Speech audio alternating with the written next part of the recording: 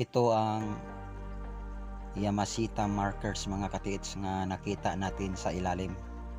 So don't skip this video mga katiits para malaman ninyo kung saan natin nakuha itong markers mga katiits.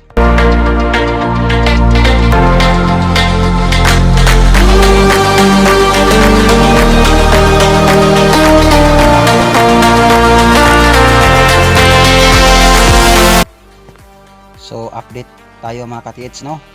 So sa ating digging site mga katiits, nasa limestone tayo mga katiits na kinulayan ng gray cement. May halo na simento mga katiits na kulay gray. Medyo unting-unti na siya mga katiits na lalong tumitigas. Ang ating barita mga katiits nasa timbang ng 10 kilo. Kaya makita lang natin sa video medyo malambot, pero ang totoo mga katiits ang sobrang tigas. So ito ang basihan natin mga katiits. Mayroon tayong nakita na mga cells nakahalo sa gray cement mga katiits. At ito mga katiits ang nakita natin na parang bilog. Simento siya mga katiits nga nakatayo sa ilalim. Pareho ganito ang nakaporma sa ilalim mga katiits. Ang sobrang dami mga katiits at sobrang tigas. At mayroong nakatayo pang vertical. Ganito ang posisyon sa ilalim mga katiits sa nakita ninyo sa video. Mga bakal na nakaplastar. So ito ang mga simento mga katiits nga nakaharang sa atin, lalong nakaharang sa atin mga katiits, na habang tayo nagpalalim nakatayo siya mga katiits, at ang iba naka-horizontal, parang pundasyon ng magawa tayo ng poste ng konkretong bahay mga katiits na lagyan ng support ng bakal. So ito mga katiits, nakita natin ang markers sa ilalim sa ating hukay mga katiits. Panoorin lang ninyo sa video kung saan natin ito nakita. So dito natin nakita mga katiits ang itong itim, maitim na aksidente natin nakita mga katiits na hindi natamaan ng barita. Sa pagkuha ko mga katiits, ito ang nakita natin sa ilalim na mayroon siyang tato, mayroon siyang 4 na tulis mga katiits. So makita ninyo sa video mga katiits, limestone siya na kulay gray at hinalo ng simento with chemical. Ito ang replika mga katiits sa ilalim sa nakuha natin na parang bulaklak mga katiits. Dito siya natin nakuha. Ito ang nakuha natin mga katiits. Take note mga katiits, marami tayong basihan bakit nagpalalim pa tayo dito mga katiits, nagpatuloy pa ang ating site, dahil marami tayong nakita na basihan na tama ang ating dig site at hindi pa tayo nalito at nasundan pa natin ang itong operasyon natin mga katiits. Sa bago lang viewers dito sa ating video mga katiits, para maunawaan ninyo, part 15 na tayo mga katiits. So kung bago ka lang nanood, so kailangan panoorin mo mula umpisa hanggang part 15. So ito mga katiits, sa ilalim ng lupa mga katiits, dalawa lang ang makita natin ng limestone, either blue, either color gray, pero hindi gaano ka gray kung meteor siya mga katiits.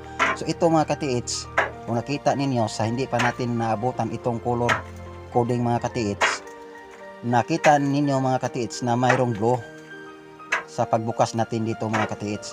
So bigla siyang ganito ang kulay mga katiits, na original siya mga katiits na gray na ang color sa limestone mga katiits, at mayroon nakahalo na chemical with cement mga katiits. So habang nagpalalim tayo mga katiits, ang nakita natin mga katiits ang isang mga simento mga katiits nga nakatayo na bilog, at ang iba naka horizontal mga katiits. Pareho nito mga katiits. Pag nagawa ka ng bahay na konkreto, may pundasyon na mga bakal. Ganito ang formation sa ilalim mga katiits, kasi nahirapan tayo sa pagpalalim dahil nito mga katiits. So makita ninyo sa video mga katiits, parang malambot lang, pero unting-unti siyang tumitigas habang nagpalalim tayo mga katiits. At dami naming nakita sa ilalim na basihan na hindi tayo naligaw sa ating dig site mga katiits. So hindi na lang namin pinansin, tinapon na lang kasi nag-focus tayo sa pagbakbak, sa pagwasak nitong limestone gray cement mga katiits.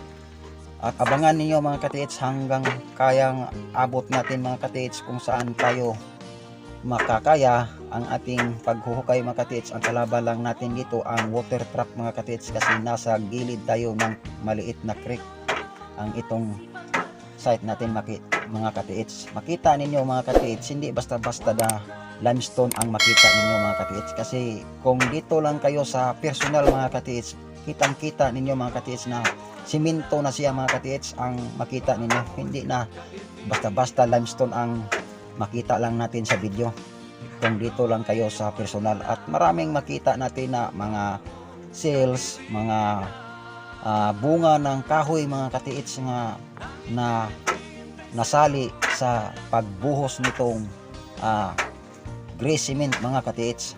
So habang nagpalalim tayo mga katiits, itong tinayuan ko matigas na diyan mga katiits. So sigurado kung makaabot tayo ng isang lupa, lalong matigas na. So abangan ninyo mga katiits sa mga katiits na natin. So abangan ninyo mga katiits hanggang matapos itong digging site natin, hanggang saan natin maabot ang hinahangad natin mga katiits na makita natin.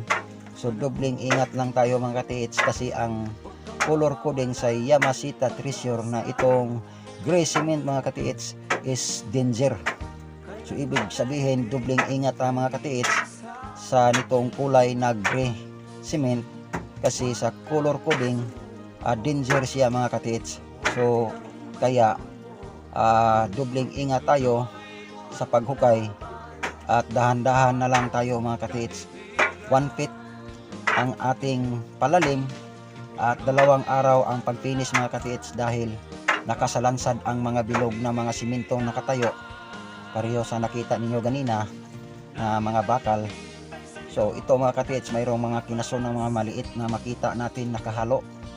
So ang kalawa nating basihan mga katiits, ang ating mga gamit, ang ating mga gadget mga katiits, lalong lumalakas ang deteksyon niya mga katiits. Kahit anong oras natin i-detect natin dito mga katiits, walang nagbago sa ating gadget mga katiits. So asahan lang natin na biyaya ng Diyos ang hinahangad natin, makita natin kasi alam natin kung katiits ka, alam natin ang pag-treasure na hindi basta-basta kasimple lang mga katiits. So ito lang ang ikasabi ko, fighting spirit lang tayo mga katiits ngayong araw. Extra be careful sa mga tao natin at hindi basta-basta lang susuko at maniwala lang tayo sa may kapal kasi siya lang ang nakaalam sa ating ginagawa, na lalaban tayo hanggang dulo mga katiits. So dito lang tayo mga katiits, and don't forget to subscribe sa aking YouTube channel si Bunga Cebu Treasure Hunter, sa ating Facebook page Cebu South Treasure Hunter, at sa ating Facebook account. Pakipalo na lang kung viewers ka ngayon mga katiits, at lahat ng viewers supporter natin sa ating pagbablog, sa lahat ng mga treasure hunter na naniwala pareho sa atin, isang naniwala sa Yamashita Treasure na iniwan ng mga Hapon sa Second World War II dinhi sa dito sa Pilipinas. So once again, maraming salamat and mabuhay Philippines.